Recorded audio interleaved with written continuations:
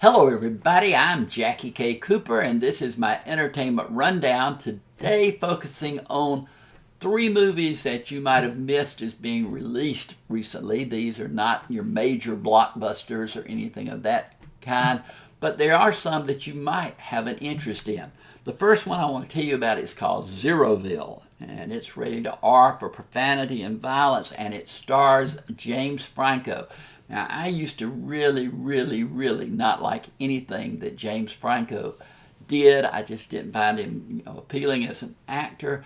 But he's kind of grown on me. Something over the years, he's become more and more effective. He's become a director. He writes some of his movies. He gives, some performances that are not run-of-the-mill at all. And in this movie, he plays a man who has been a seminarian. He didn't see a movie at all until he was an adult, and one of the first movies that he saw was the Montgomery Clift Elizabeth Taylor film, A Place in the Sun. He was so impressed by it and so obsessed with it that he had his head shaved and had a picture of Elizabeth Taylor and Montgomery Clift tattooed on the back of his skull or whatever. And it's from the movie A Place in the Sun. And the whole film is about his obsession with that movie and with movies in general. He goes to Hollywood, he gets a job building sets, he meets up with a woman played by Jackie Weaver, who is a film editor. She teaches him how to edit film. He has an eye for that. He gets some fame, but he still is, bordering on obsession with Montgomery Clift and Elizabeth Taylor, that movie, and then other movies. But his career does progress. It's a little bit unknown of how much time goes on.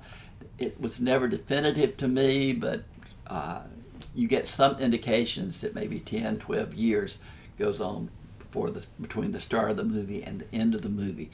But this movie was outstanding to me because it actually gave Megan Fox, she's been around a while, beautiful woman, beautiful actress, but he gives her a good role in the movie because the man that Franco plays in the film becomes obsessed with her because her beauty reminds him of Elizabeth Taylor's beauty. So that's another part of the movie there. But just when you think everything about this movie is dramatic, then you get the appearance of Seth Rogen and Will Ferrell in the film. And they are 2 over-the-top characters. So it's kind of a combination of drama, comedy, kind of a surreal atmosphere to the entire film. Like I say, it's rated R for profanity and violence. I scored it 6 out of 10. I thought it was above average. I love movies. This guy loved movies, so I liked a movie about this guy loving movies. So Zeroville gets a 6 out of 10 from me. Then I moved on to The Wedding Year, and this movie stars Sarah Hyland. Sarah Hyland is one of the members of the cast of Modern Family. I never watched an episode of Modern Family in my life. Not that I'm anti-comedy or whatever, but it just never appealed to me to watch.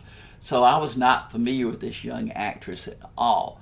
But she and Tyler James Williams play a couple that are dating, and all their friends are getting married. So over a period of time, they are each other's +1 for various weddings, that they go through. And then, of course, this affects their relationship. Now, what does that sound like? If you've been tuning in to these entertainment rundowns, you'll remember a movie that I reviewed called +1. It starred Maya Erskine and Jack Quaid. I was crazy about that movie. This movie is just the same movie almost. I don't know how the 2 scripts got written at the same time or whatever, but having seen +1 and loved it so much, then it kind of pulls down the entertainment value of The Wedding Year. The bright spot of The Wedding Year is that it stars Sarah Hyland. She's a really cute, unique little actress that seems to bring a lot to the role.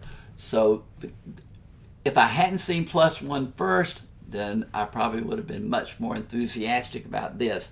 It's rated R for profanity and sexual situations. I scored it 5 out of 10, just average. If I hadn't seen +1, it would have probably been a step above that. Finally, I saw a film called 3 Days with My Dad. This one is written and directed by a guy named Larry Clark. His character in the movie comes home because his father, played by Brian Dennehy, is dying. He and his 2 brothers and sister are there for the vigil to be with him through his end days. There are moments of comedy in this film, but it's kind of dark humor. But overall, you're watching a movie about death, and that's not the most pleasant way to spend 2 hours. But this movie is well made. The characters interact. Brian Dennehy, who has been around a while, is excellent as the father. Larry Clark is really good as the son. Tom Arnold, who I hadn't seen in a movie in quite some time, is another one of the brothers. Leslie Ann Warren plays the stepmother. But it's all about interrelationships, trying to find, something to get out of the darkest aspects of life. This one is rated R for profanity and just the overall tone of the film. I scored it 6 out of 10 because the acting is excellent, even though I wasn't crazy about the subject matter that's being approached in this film. It is well done. So 3 Days with My Dad, rated R, gets a 6 out of 10. Reach down there and hit the subscriber button if you're not already a subscriber. We'd like to have you as a subscriber. And stay tuned for many more videos coming your way. This has been Jackie K. Cooper's Entertainment Rundown.